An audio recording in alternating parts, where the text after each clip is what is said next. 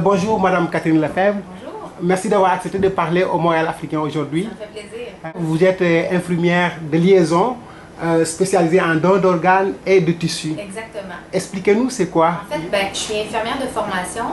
Je travaille pour Québec Transplant comme infirmière qui assure une liaison. Donc, je fais du développement hospitalier, principalement à l'hôpital général juif de Montréal et à la Cité de la Santé. Et mon travail quotidien, c'est de développer tout ce qui a trait au don d'organes, faire des outils de sensibilisation pour le personnel, monter des formations, faire en sorte que les gens sont au courant du don d'organes et du don de tissus. Et il y a une partie de mon travail qui assure aussi une présence auprès des familles, des gens qui décèdent, et on supporte ces familles-là s'ils consentent au don d'organes. Donc ça, c'est une petite partie de mon travail, mais qui prend beaucoup de place. Okay. Du 17 au 24, on célèbre ici la Semaine nationale du don d'organes. Exactement. En quoi ça consiste? En fait, la Semaine nationale de don d'organes, c'est pas juste à l'hôpital général juif, mais bien partout au Québec.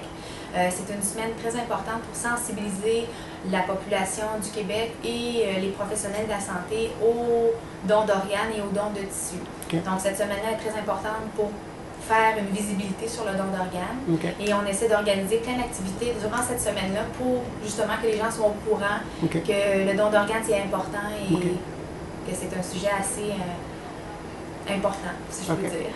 Est-ce que vous savez le nombre de personnes qui ont besoin d'organes aujourd'hui au Québec? En ce moment, sur la liste d'attente, les dernières statistiques de 2010, on compte à peu près 1240 personnes sur la liste d'attente. Oui. Donc, c'est des gens qui ont besoin d'un organe. Et de cette liste-là, il y en a à peu près 50 par année qui vont décéder.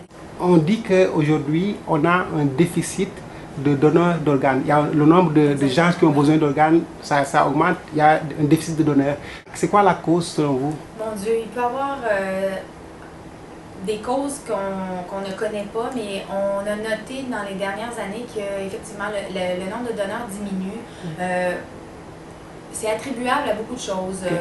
Les conditions des véhicules routiers sont mieux performantes, donc les gens ont moins d'accidents. Les gens ont des traitements donc, de qualité, ont des suivis avec les médecins. Mais la cause réelle, c'est vraiment lorsqu'une personne décède, de faire part de ses volontés à sa famille au décès, c'est souvent une lacune. Les gens n'en parlent pas.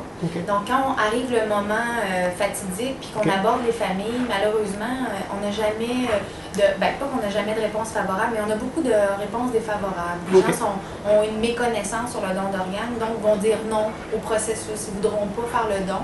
Et de ces gens-là, malheureusement, on perd des donneurs potentiels. Ça pourrait être une cause qui explique pourquoi on a un nombre un peu déclinant de donneurs d'organes. Depuis quelques années, la campagne se fait pour sensibiliser les gens. Oui. Et puis d'ailleurs, c'est dans le cadre de cette semaine qui va s'organiser. Dites-nous un peu comment les gens s'y prennent pour sensibiliser les gens.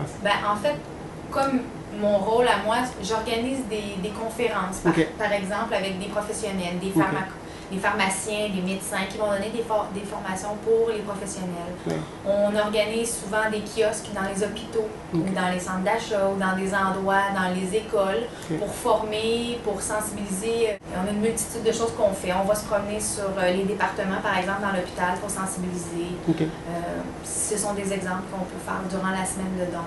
On a un film que Québec Transplant produit. Un film cette année qu'on va diffuser dans le cadre de conférences midi, qui vont probablement pister les infirmières, les médecins, les inhalothérapeutes sur ce qu'est le don d'organes. Et c'est quoi la période d'attente? Combien de temps les gens peuvent attendre avant de recevoir les organes? C'est difficile de dire combien de temps, parce que c'est comme une loterie. Parce que tout est typé de façon avec le groupe sanguin, les anticorps chez une personne. Ça peut être de quelques jours sur la liste d'attente à voire quelques dizaines d'années.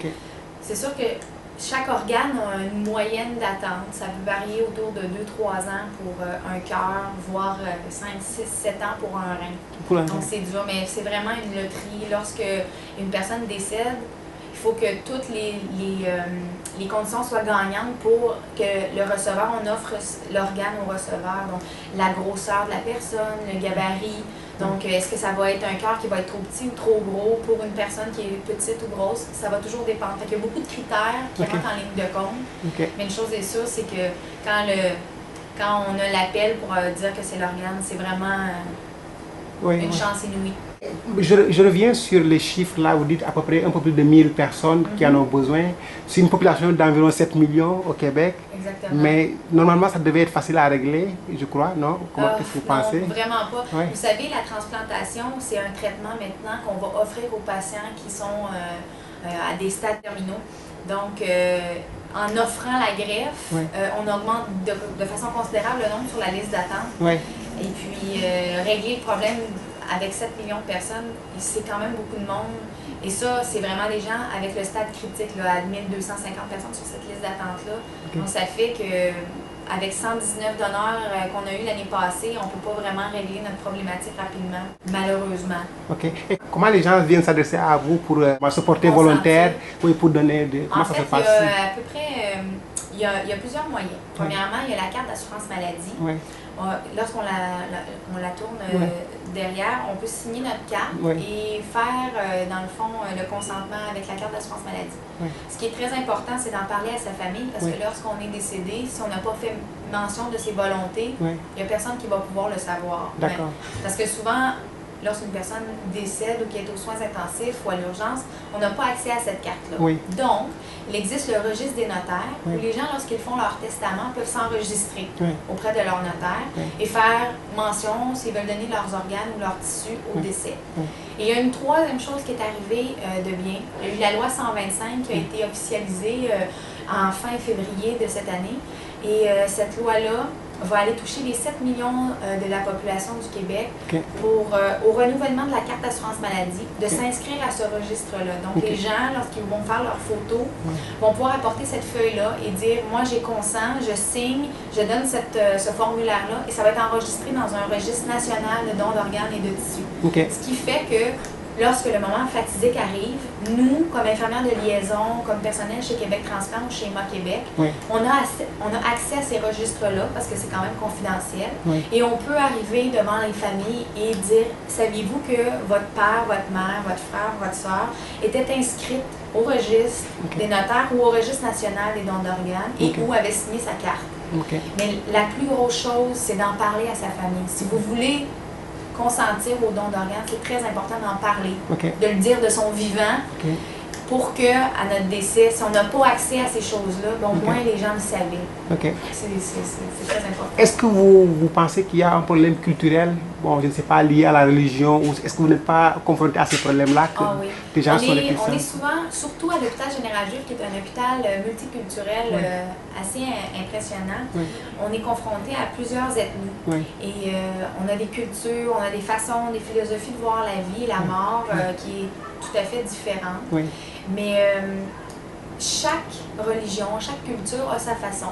Donc, on va toujours demander, peu importe la culture, à une personne, parce qu'on ne sait jamais si dans une famille haïtienne, une famille bouddhiste, s'il n'y a pas une personne qui a reçu un organe, on ne le saurait pas si on ne demandait pas s'il y avait possibilité de faire le don d'organes. Il y a des cultures qui vont nous répondre non.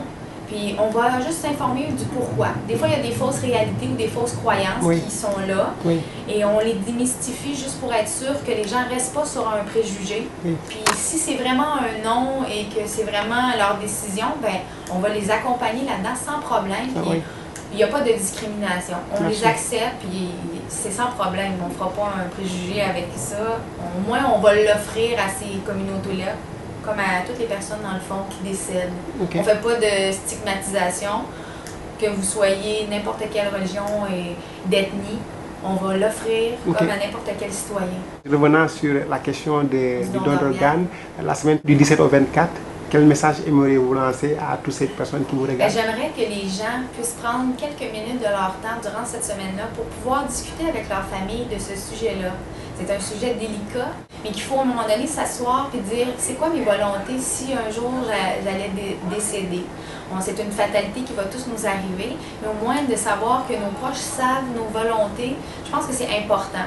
Ça peut sauver des vies. Si les gens pouvaient, durant cette semaine-là, discuter du don puis faire valoir leur volonté, ben, je pense qu'on aurait quelque chose de bien pour cette semaine-là. Ok, d'accord. Madame Catherine Lefebvre, merci beaucoup. Ça m'a fait énormément plaisir. Merci bien.